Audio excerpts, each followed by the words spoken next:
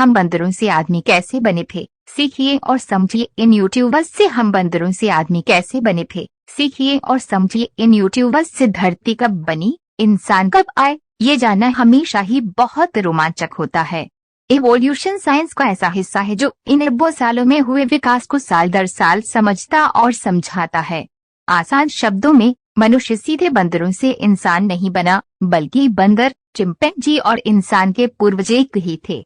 और यही पूर्वज अलग अलग माहौल या वातावरण में जाकर अपनी अपनी जरूरत के हिसाब से अलग अलग प्रजातियों जैसे मनुष्य, चिंपैंजी, गोरिल्ला या बंदर के रूप में विकसित हो गए। धरती कब बनी, इंसान कब आए, ये जानना हमेशा ही बहुत रोमांचक होता है। इवोल्यूशन साइंस का ऐसा हिस्सा है जो इन अरबों सालों में हुए विकास को साल दर साल समझता और समझाता है। साइंस का नाम सुनते ही अच्छों के पसीने छूटने लगते हैं, लेकिन साइंस के बिना ना तो पढ़ाई पूरी होती है न ही जिंदगी। आज हमारे चारों तरफ जो भी कुछ है वो साइंस की ही देन है। यहाँ तक कि हम इंसान जो आज से अरबों साल पहले बंदर थे, इवोल्यूशन की वजह से ही अपने वर्तमान रूप में हैं। धरती कब बनी, इंसान कब आए, ये जानना हमेशा ही बहुत रोमांचक होता है। इवोल्यूशन साइंस का ऐसा हिस्सा है जो इन अरबों सालों में हुए विकास को साल दर साल समझता और समझाता है। ये थोड़ा मुश्किल जरूर है, लेकिन है बहुत दिलचस्प। इस पूरी प्रक्रिया को बहुत आसान और मजेदार तरीके से समझा रहे हैं ये यूट्यूबर्स। इंसान को ईश्वर ने बनाया है अथवा वह बंदर से विकसित हुआ है। अगर उसे ईश्वर ने नहीं बनाया तो आखिर उसे किसने बनाया? अगर डार्विन के विकासवाद के सिद्धांत के अंतर्गत वह क्रमशः कई जीवों से होता हुआ बंदर और फिर आखिर में इंसान बना, तो आज बंदर इंसान बनते क्यों नहीं दिख रहे?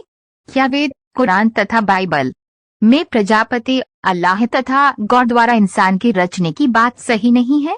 यदि आप भी इन सवालों से कभी न कभी सामना किया है और इसका संतोषप्रद उत्तर नहीं खोज पाए हैं, तो अर्पित द्विवेदी द्वारा लिखा गया ये आलेख खास आपके लिए ही है। क्या पता इस लेख को पढ़ने के बाद आपको सारे नहीं तो कम से कम 1-2 सवालों के उत्तर मिल जाएं। धार्मिक समूह लोगों के अज्ञान का फायदा उठाकर क्रमिक विकास को महज एक सिद्धांत कहकर खारिज करने का प्रयास करते हैं, क्योंकि यह न केवल उनके सर्वशक्तिमान ईश्वर के अस्तित्व और उसकी बुद्धिमानी पर प्रश्न चिन्ह लगाता है, बल्कि मनुष्य के ईश्वर द्वारा निर्मित सर्वश्रेष्ठ कृति होने के दावे को भी झूठ सिद्ध करता है। वे कहते हैं कि क्रमिक विकास के संबंध में विज्ञान के पास कोई प्रमाण नहीं है और ये पूरा सिद्धांत महज एक तुक्के पर आधारित है, जबकि हकीकत इसके बिल्कुल उलट है। क्रमिक विकास के सबूत हमारे चारों ओर बिखरे हुए हैं, यहाँ तक कि हमारे तमाम शारीरिक अंग स्वयं इसका एक जीता जागता सबूत है।